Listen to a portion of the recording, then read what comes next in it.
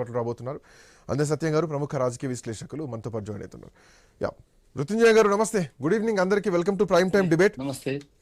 So దేశంలోనే ఒక భారీ కుంభకోణం తెలంగాణ కేంద్రంగా జరగబోతోంది.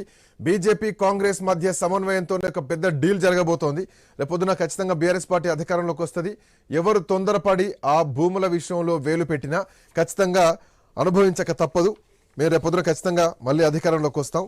సో ఆల్మోస్ట్ 5 లక్షల కోట్ల రూపాయల స్కామ్కి కాంగ్రెస్ పార్టీ ప్లాన్ చేసిందని ప్రతిపక్షం చేస్తున్నటువంటి ఆరోపణలు ఎట్లా తీస్తోంది కాంగ్రెస్ పార్టీ, ఎట్లా చూస్తోంది? ఇప్పుడు 5 లక్షల కోట్ల రూపాయల కుంభకోణము 9,000 పైచిలకు ఎకరాలు ఎవరికో అప్పనంగా కట్టబెట్టడానికి ప్రయత్నం చేస్తున్నారు ఒక ఆరోపణ. హలో, అనేది ఆరోపణ. ఆరోపణలు చేయడానికి ఏమున్నదండి? ఏది పడితే ఆరోపణలు చేయొచ్చు. ఈ 5 లక్షల కోట్లు అనొచ్చు, 50 లక్షల కోట్లు అనొచ్చు. దానికి ఏమన్నా ఆధారాలు, మంచి చెడ్డ ఏం చేస్తుంది? ప్రభుత్వ విధాన పరంగా జరుగుతుందా? ప్రభుత్వ విధానాలకు వ్యతిరేకంగా జరుగుతుందా? తర్వాత ఇండస్ట్రియల్ ఏదైతే ఇన్ఫ్రాస్ట్రక్చర్ కార్పొరేషన్ ఉన్నదో దానికి భూముల విషయంలో గత అనేక సంవత్సరాల నుంచి పాటిస్తున్నటువంటి విషయం, అది ఎట్లా పాటిస్తారో దాని ప్రకారం జరుగుతుంది. ఒకవేళ ఇస్తుందా లేదా అనేది అది కేసీఆర్కి ఎట్లా తెలిసిందో, ఏం తెలుస్తుందో మాకు తెలియదు. కానీ ప్రభుత్వంలో మాత్రం ఇప్పటి వరకు అటువంటి నిర్ణయం తీసుకొని 9,000 ఎకరాల భూమిని ఎవరికో అపనంగా కట్టబెడుతున్నటువంటి విషయాలు లేవు.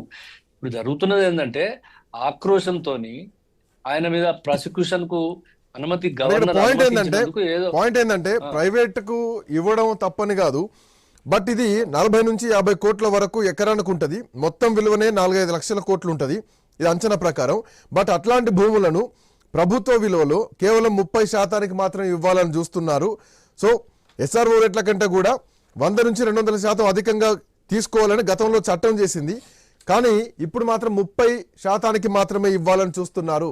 అంటే ఈ మిగతా లాభం ఎవరి అకౌంట్లోకి వెళ్తోంది, ఇక్కడే భారీ స్కామ్ జరగబోతోంది భూముల విషయంలో అన్నది కేటీఆర్ చేస్తున్నటువంటి ఆరోపణ. చాలా తప్పండి. ఇప్పుడు ఏం మాట్లాడుతున్నారు?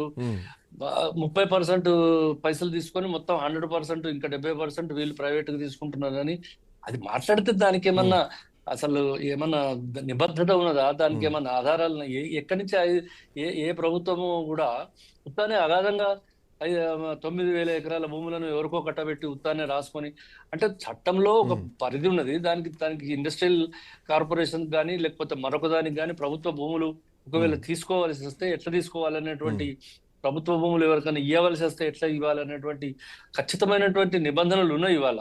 అంతే తప్ప ఇప్పుడు ఆయన ఉత్తానే ఇవాళ ఆయనకు గవర్నర్ అనుమానాలు ఎందుకు వస్తున్నాయంటే మృత్యుంజయ గారు, ఎందుకు డౌట్స్ ఎందుకు వస్తున్నాయంటే ఇదో పాలసీ క్రియేట్ కావడం, ఈ పాలసీ తొందరగా క్రియేట్ అవ్వడం, లేదంటే వెంటనే ఆమోదించడం, ఇదంతా కూడా అనుమానాస్పదంగా ఉంది. 7 రోజులనే దీనికి రావాల్సినటువంటి దరఖాస్తులు రావడం, 7 రోజులనే ఆమోదాలు పొందడం. సో మొత్తం కూడా ఓవరాల్గా ఒక 1 month to 45 daysలోనే దీన్ని రెగ్యులరైజ్ చేసే విధంగానే ప్రభుత్వం తొందరపడుతోందంటే ఇది మిగతా లక్షల కోట్ల రూపాయలు ప్రైవేట్ వ్యక్తుల జేబుల్లోకి వెళ్తోంది. సో అక్కడే ఏదో బేరసారాలు జరుగుతున్నాయన్నది ప్రధానంగా బయటకు వస్తున్నటువంటి అనుమానాలు ఈ తొందరపాటు చర్యల వల్ల. తొందరపాటు, ఇప్పుడు ఏదైనా పని చేస్తే తొందరపాటు చర్య అంటే, తర్వాత చేయకపోతే మొత్తానికి చేయలేదని అంటే, ఎలక్షన్లు పెడితే ఎందుకు ఇప్పుడే పెడుతుందని, పెట్టకపోతే ఎందుకు పెట్టలేదని, ఇవి అక్కర్లేని తలతొక్కలేని ప్రశ్నలకు ఈ సమాధానాలు ఇచ్చడం కరెక్ట్ కాదు.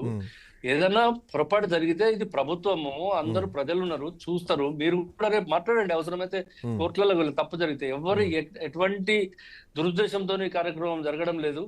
విధాన నిర్ణయం లోపల ఏమన్నా లోపం ఉన్నదా చెప్పమనండి, అంతే తప్ప మరి విధాన లోపము విధానాన్ని ఏర్పాటు చేసి ఇప్పుడే తొందరగా చేస్తున్నానంటే అటువంటి ఈ చేసిన దాంట్లో కూడా అవినీతి ఆరోపణలు ఉన్నాయంటే వాళ్ళు 10 సంవత్సరాలలో ఇటువంటి దిక్కుమాల కార్యక్రమాలని చేసి పడైంది కనుక ఇవాళ వాళ్ళు అవి ఇటువంటివి జరుగుతాయి కావచ్చు అని అనుకుంటున్నారు. కానీ ఈ ప్రభుత్వంకు అటువంటి ఉద్దేశం లేదు.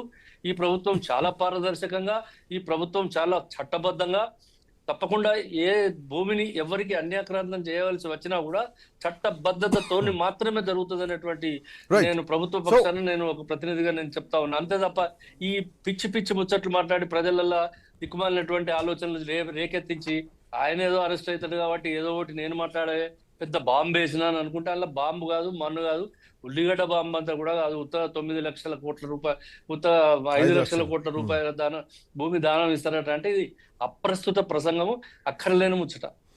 ప్రజల ఆస్తి ప్రభుత్వ ఖజానాకు గండిపడుతోందా? లక్షల కోట్ల రూపాయలు ప్రైవేటు వ్యక్తుల జేబుల్లోకి వెళ్ళబోతున్నాయా?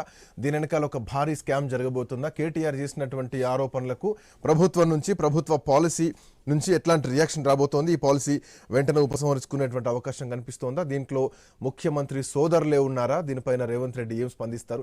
మాట్లాడుతున్న దీనిపైన లోతు విశ్లేషణ చేద్దాం. ఒక చిన్న బ్రేక్ తీసుకుందాం. బ్రేక్ తర్వాత